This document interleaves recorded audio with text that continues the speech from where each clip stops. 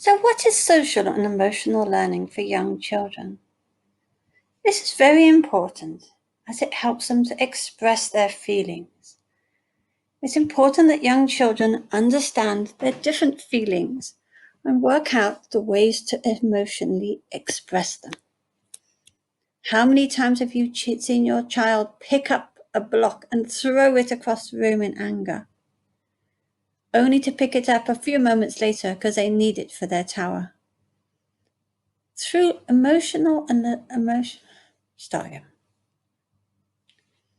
What is social and emotional learning for young children?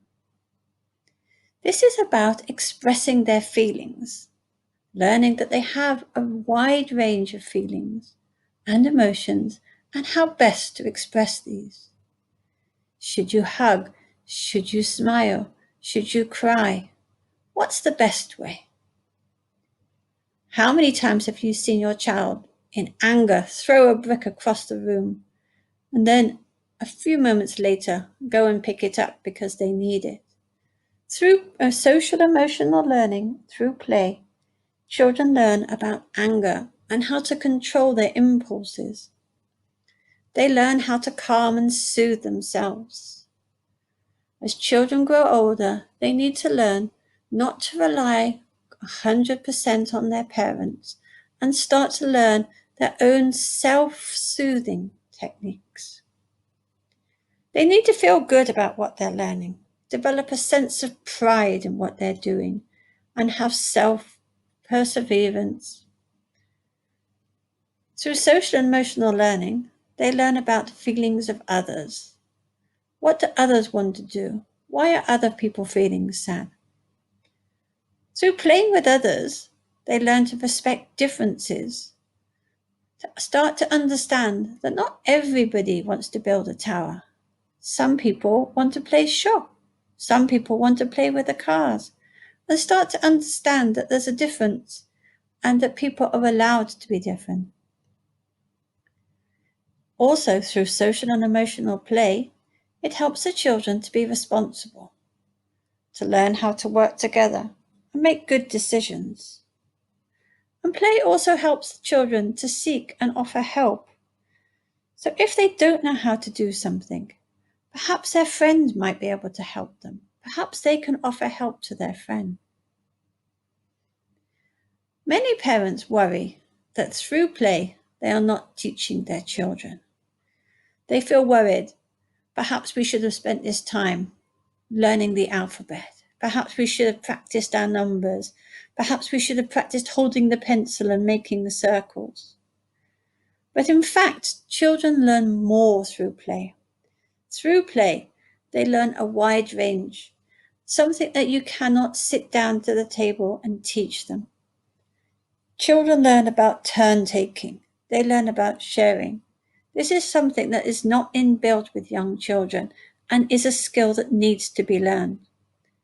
They learn a relationship between cause and effect.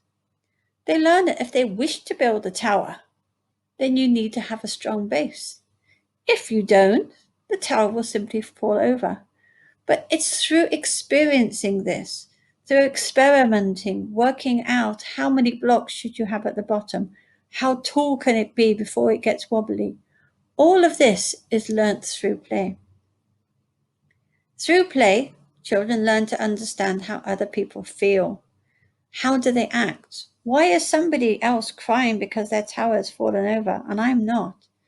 Is that right? Is that right? Is it different?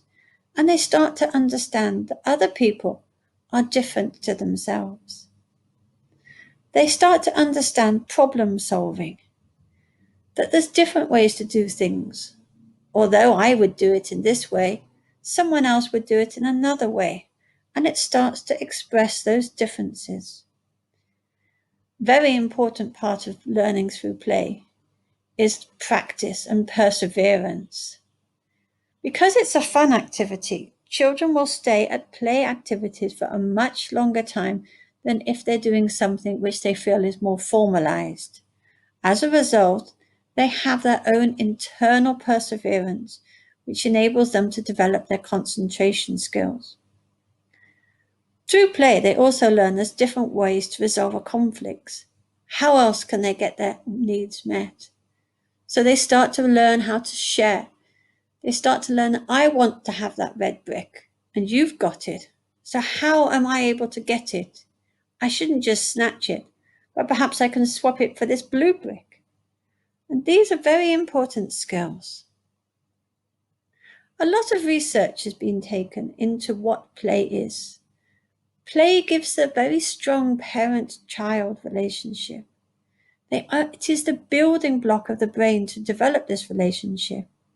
And it has been formalized that at home, the more that the parent engages in play, the greater the academic achievement will be, more than any other parent involvement. So this means that it's been researched that sitting at home and doing formal learning with your child will only take them to a certain point. But the amount of time would be much more effective if you use that time with play. So this week, we're going to concentrate on the play type of feelings. Each week, we will be dealing with a different type of play and giving you practical activities of how to use this. We would be developing it in sections because each of the different age ranges have different needs. Somebody who's 18 months will have different needs to somebody who's 5. So we'll be splitting it up into the different areas. Each week you'll be having practical activities. So you can finish the course each week and go off and do all the things that you need. So a general type of feeling would be explored through the song If You're Happy and You Know It. Many parents already know this song, and it goes like this. If you're happy and you know it, clap your hands. If you're happy and you know it, clap your hands. If you're happy and you know it, and you really want to show it, if you're happy and you know it, clap your hands. And then you can encourage your child to think of more emotions. Encourage them to have the facial expressions as they're making it. So, if you're angry and you know it, stomp your feet. And make sure that they're having an angry face and they're making their body into an angry expression. In this way, you can teach your child a wide range of emotions. It's important that your child knows all of these different feelings. So understanding that there are a wide range of feelings, children are able to tolerate being frustrated because they are able to understand that this emotion is normal and they're able to give it a name. They perform better in school because they're able to have more empathy with others. They're more focused and they're less likely to be destructive.